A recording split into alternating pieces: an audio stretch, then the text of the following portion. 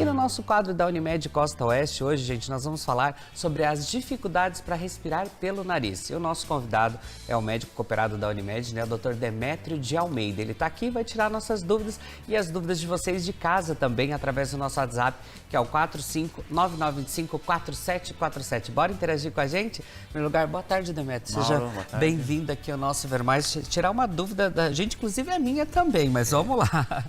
Queria, Demétrio, que você começasse explicando para a gente quais são as causas, né, mais comuns de dificuldades para respirar pelo nariz. Porque muita gente, logo que nasce, a gente já percebe também que tem uma dificuldade ali, né, Demétrio? Assim, boa tarde a todos, antes de mais nada, né? A gente teria que dividir primeiro, talvez por idade, a respiração bucal ou a dificuldade para respirar pelo nariz na infância e no adulto. As causas, algumas são as mesmas, mas de modo geral tem algumas diferenças. Na criança, as causas mais comuns são causas obstrutivas em função de um crescimento maior das tonsilas palatinas, que a gente chama também de amígdalas. E um outro tipo de amígdala, de tonsila, que fica atrás do nariz, chamada de adenoide. São causas comuns. Temos causas ainda infecciosas, causas alérgicas, que são as rinites ali. Mas normalmente são processos autolimitados, em se tratando de uma rinite catarral, seja viral, seja bacteriana. E se for alérgico, obviamente que é um processo crônico que você vai ter que controlar. Demétrio, e assim, como é realizado então o diagnóstico das causas, né, da dificuldade de respirar pelo nariz? Como que é realizado esses exames? O mais importante de tudo, apesar de todos os avanços da medicina, é ainda um exame clínico bem feito, uma visualização boa, sim, criteriosa. Você consegue ter pelo menos uma noção, na sua quase totalidade, do que está ocorrendo. Logicamente que recursos tecnológicos acabam sendo necessários, como os exames de imagem de um raio-x para ver adenoide. No caso de uma criança, dá para ser feita uma endoscopia nasosinusal ou nasal na criança, mas a gente até cuida um pouquinho por se tratar de um exame um pouco desconfortável.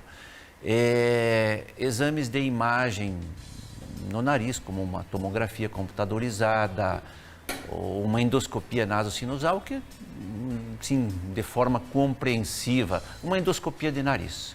Mas assim, o mais importante é um exame clínico bem feito, que muitas vezes você consegue chegar a um diagnóstico sem precisar de alguns outros recursos. Eu ia perguntar, Demétrio, assim, quando que é indicada uma cirurgia de correção de vias aéreas superiores? Ela é indicada para tratar de dificuldades também de respiração pelo nariz? Sim.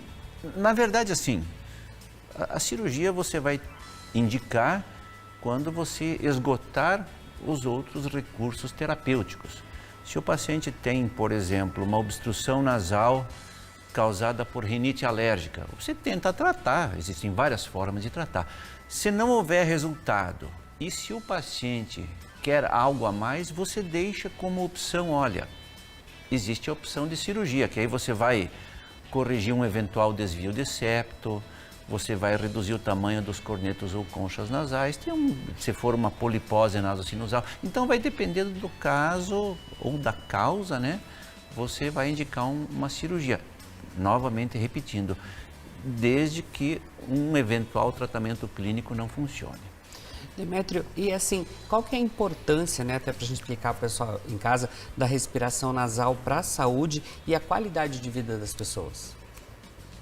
Também dividindo em duas situações, criança e adulto. A criança é de extrema importância que a criança, por estar em fase de crescimento e os ossos da face, toda a arcada dentária, vão estar na dependência de uma respiração nasal normal ou não.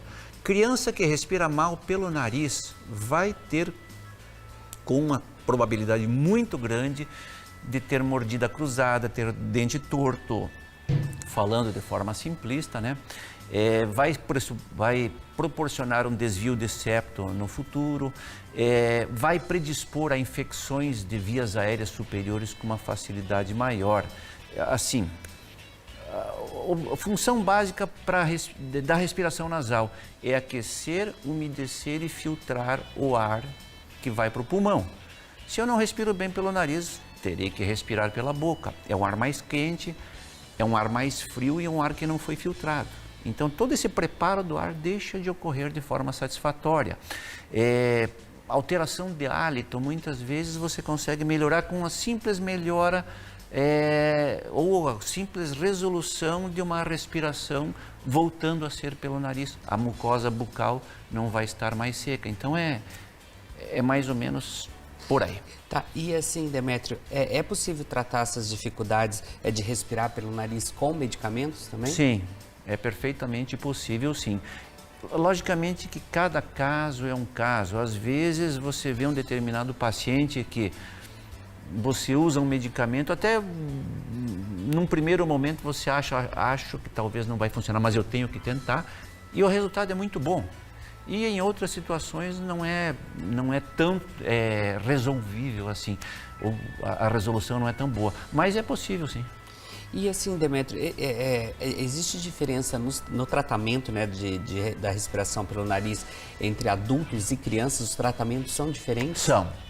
Assim, aquilo que eu falei, na criança, se for um processo alérgico ou se for uma rinite catarral, você vai tentar tratar a causa, afastar os fatores predisponentes ou desencadeantes ali e eventuais medicamentos. E quando for cirúrgico, na grande maioria dos casos, é cirurgia de amígdalas ou tonsilas e adenoide. No adulto é diferente um pouquinho, até porque a adenoide ou amígdala, na sua grande maioria, elas reduzem de tamanho por volta de 8, 9, 10 anos de idade. Então, as causas sendo diferentes, os procedimentos cirúrgicos são logicamente outros aí. É a cirurgia de uma correção de septo, uma redução das conchas nasais, tratamento de uma polipose nasosinusal, enfim, é diferente. Procedimentos, né? E assim, quais são os riscos, Demétrio, de complicações associadas a uma cirurgia de correção de vias aéreas superiores? Bom, como todo procedimento cirúrgico, o paciente, primeiramente, ele vai ter que ser submetido a uma anestesia geral. Logicamente que é feita uma avaliação completa, uma avaliação com anestesista, mas assim, por mais que você tenha todos esses cuidados, às vezes imprevistos podem ocorrer. Nas cirurgias de vias aéreas, talvez uma das complicações mais comuns que você não tem muitas vezes como prever seria um sangramento. Pode ter um sangramento transoperatório maior do que o habitual ou ter um sangramento num pós-operatório, pode ocorrer. Eventuais infecções que não são tão comuns assim. Mas a situação mais que nos deixa sempre em alerta, você tem que estar pensando, sempre tentar antever isso, pode ter um sangramento. Essa é a preocupação maior que a gente tem. E é uma cirurgia tranquila, tipo a recuperação também depois? Veja bem, às vezes os pacientes nos perguntam se tem risco. Obviamente que tem risco. Não existe uma cirurgia que não tenha risco. Mas os cuidados ali, você falou pós-cirúrgico, o tempo de cirurgia. Vai depender do que você faz. Se você for operar, por exemplo, uma criança de amígdala e adenoide, 5 a 7 dias é o período mais crítico. Nesse caso, a criança vai se queixar de dor. Consequentemente, os cuidados, alimentação, atividade física serão restritos. No adulto, depende muito do paciente, depende do que você fez e de como que foi o seu pós-operatório. Tem pacientes que têm hipertensão, tem pacientes que têm um fator ansiedade maior e tem a própria situação inerente ao ato cirúrgico. 7 dias, 10 dias é o período médio, mais ou menos, que é necessário.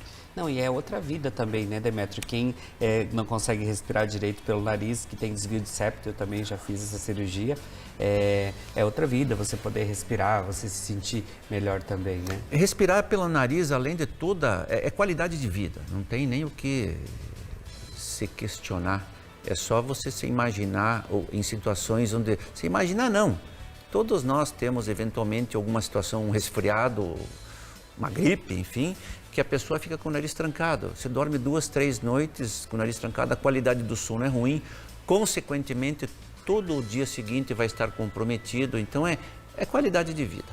Demetrio, e é possível prevenir essas dificuldades de respirar pelo nariz? Uma delas, por exemplo, muitas das cirurgias, vamos falar do adulto, um desvio septal, já se você tiver uma prevenção na infância, tu pode até conseguir minimizar a quantidade. Claro, tem situações que o paciente bateu o nariz, ou iria entortar mesmo. Mas por exemplo, o paciente que tem rinite alérgica, que é uma das causas mais comuns, se você conseguir, de repente, evitar determinados fatores que causam tratamento que você possa reduzir os sintomas, digamos, tratar determinadas condições que causam de forma preventiva, você consegue melhorar, sim. O importante é ter cuidado ali, como o doutor também explicou pra gente, né? Cada caso é um caso. Sim. Então, se de repente você tem dificuldade, eu já pequenininho percebeu, procurar o otorrino e fazer esses exames também, né, doutor? Como você falou, quanto antes você cuidar, você se prevenir ali também, vai ter um ótimo resultado depois, Exato. né? Uhum. Tem um recadinho aí na tela, vamos lá. Boa tarde, Mauro. Sou a Lucilene de Toledo. A minha filha sofria muito com a respiração e o Dr. Demetrio descobriu adenoide e fez a cirurgia e foi ótimo. Legal, é Lucilene, né?